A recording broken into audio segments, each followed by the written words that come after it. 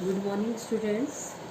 आज मैं आपके सामने क्षितिज पाठ्य पुस्तक के गद्य खंड के पहले पाठ नेताजी का चश्मा, जो कि स्वयं प्रकाश जी द्वारा लिखित है, के बारे में बताने जा रही हूँ।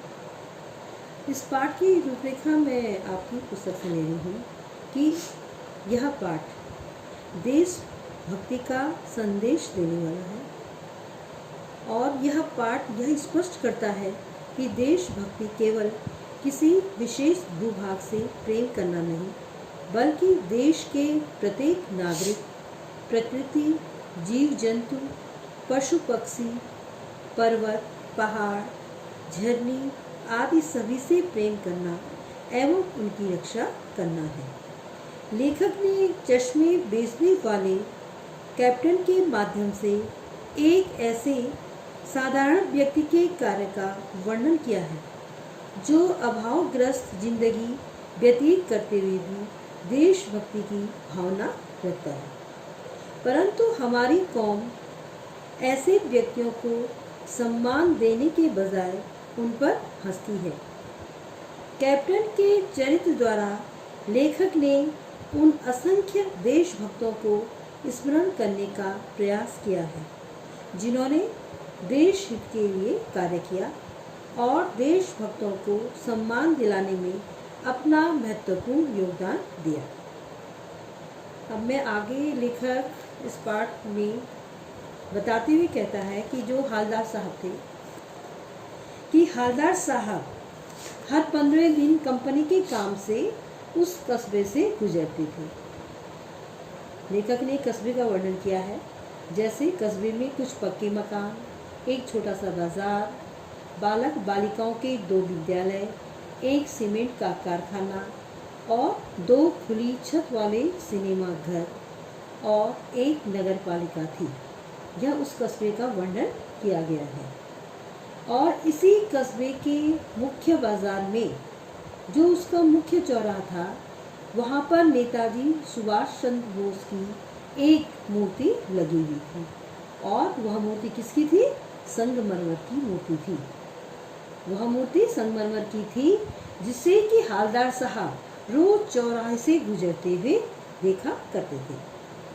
हालदार साहब ने जब पहली बार इस मूर्ति को देखा तो उन्हें लगा कि इसे नगर पालिका के किसी उत्साही अधिकारी ने बहुत जल्दबाजी में लगवाया होगा और हो सकता है कि मूर्ति को बनवाने में काफी समय पत्र व्यवहार आदि में ही लग गया होगा। और जब समय कम रहा तो बाद में कस्बे के जो इकलौते हाई स्कूल के इकलौते ड्राइंग मास्टर थे, उन्हीं को यह कार्य दे दिया गया और उन्होंने भी, क्योंकि कस्बे की बात थी, इसलिए उन्होंने कस्बे के कार्य के लिए महीने भर में ही उस कार्य को पूरा करने का विश्वास दिलाया होगा। हालदार साहब हमेशा इस मूर्ति को देखकर जब गुजरते थे तो वे यही सोचा करते थे, क्योंकि मूर्ति संगमरमर की बनी थी, लेकिन उसकी एक विशेषता थी कि उसका चश्मा सचमुच का था। और हालदार साहब को मूर्ति बनाने वालों का यह विचार बहुत पसंद आया, क्योंकि उन्हें तो पता ही नहीं था कि यह चश्मा कैसे नेताजी की मूर्ति पर लगता है। जब अगली बार हालदार साहब वहाँ से गुजरे तो उन्हें देखकर यह बड़ा आश्चर्य हुआ कि इस बार नेताजी की मूर्ति पर दूसरा चश्मा लगा हुआ था। हालदार साहब ने पान वाले से इसका कारण पूछा। वो आते जाते हमेशा पान वाले की दुकान पर रुका करते थे। तो पान वाले ने बताया कि कैप्टन इस चश्मों को बदलता रहता है। हालदार साहब ने सोचा कि कैप्टन जब ये कह रहा है तो कैप्टन कौन होगा? कोई भूतपूर्व सैनिक या नेताजी की आज़ाद हिंद फौज का कोई सिपाही भी होगा। इस संबंध में जब उन्होंने पान वाले से पूछा तो पान वाले ने मजाक बनाते हुए कहा कि अरे साहब, वह लंगड़ा क्या जाएगा फौज में। तो उन्हें यह सुनकर कोई अच्छा नहीं लगा, यह उत्तर सुनने से उन्हें अच्छा नहीं लगा। और उसी समय हालदार साहब ने देखा कि एक बेहद बूढ़ा मरिया सा लंगड़ा आदमी वही कैप्टन है, और जो सिर पर गांधी टोपी और आंखों पर काला चश्मा लगाए रहता है। वह इधर उधर घूमकर चश्मे बेचता है। वह कौन है? एक फेरी वाला। चश्मा कैप्टन कौन था? एक फेरी बेचकर, फेरी लगा करके चश्मे बेचने वाला था। और यदि किसी ग्राहक ने मूर्ति के चश्मे जैसा फ्रेम मांगा तो वह उस फ्रेम को वहां से उतार कर ग्राहक को देता है। लेकिन नेताजी की मूर्ति फिर बिना चश्मे की कैसे रहती, इसलिए वह उस मूर्ति पर एक नया फ्रेम का चश्मा लगा देता।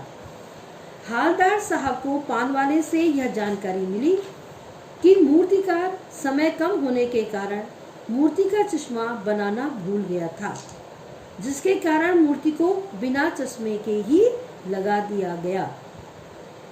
कैप्टन को नेताजी की यह बिना चश्मे वाली मूर्ति बिल्कुल अच्छी नहीं लगती थी, इसलिए वह मूर्ति पर चश्मा लगा दिया करता था। अब यहाँ पे देखने वाली बात यह है कि कैप्टन के मन में यह प्रेम भाव था कि नेताजी जिन्होंने देश के लिए इतना कार्य किया है, उनकी मूर्ति क्या है? बिना चश्मे की है। इसलिए वह अपने देश प्रेम के कारण उस मूर्ति पर चश्मा लगा दिया करता था। हालदार साहब लगभग 2 साल तक मूर्ति पर लगे चश्मे को बदलते देखते रहे। मतलब चश्मा बदलता क्या और वह देखते रहते थे। एक दिन जब हालदार साहब फिर उसी कस्बे से निकले तो उन्होंने देखा कि बाजार बंद था और मूर्ति के चेहरे पर कोई चश्मा भी नहीं था। अगली बार भी उन्होंने मूर्ति को बिना चश्मे के देखा। उन्होंने जब पान वाले से इसका कारण पूछा तो उन्होंने बताया कि कैप्टन मर गया। कैप्टन कौन था? जो कि रोज जो है नेताजी की मूर्ति पर चश्मा बदलता रहता था। हालदार साहब को यह सोचकर बहुत दुख हुआ कि अब नेताजी की मूर्ति बिना चश्मे के ही रहेगी। और जब पान वाला इस बात को हालदार साहब को बता रहा था तो उसकी आंखों में भी आंसू आ गए। इससे यह है कि पान वाला कैप्टन की मजाक उससे उड़ाता था, लेकिन एक देशभक्त कैप्टन के रूप में वह देशभक्ति था। वो फेरी लगाकर चश्मे बेचने वाला जो कैप्टन था, उसके मन का जो देश प्रेम था, उसको याद करके पान वाले की भी आंखें भर आई।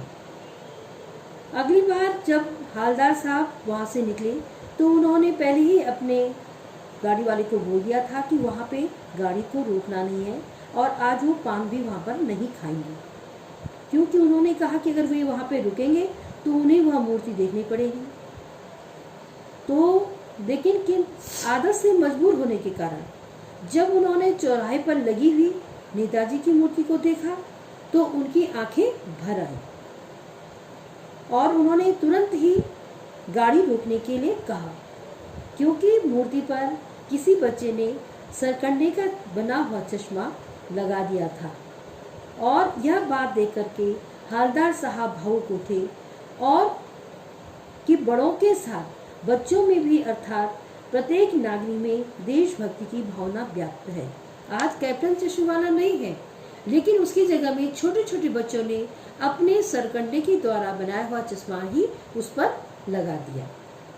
देखिए, इसमें पहले मैंने बताया था कि यह देश प्रेम से संबंधित है, तो इसके आधार पे आप जो क्वेश्चन है, आंसर है, उसको कर लेंगे।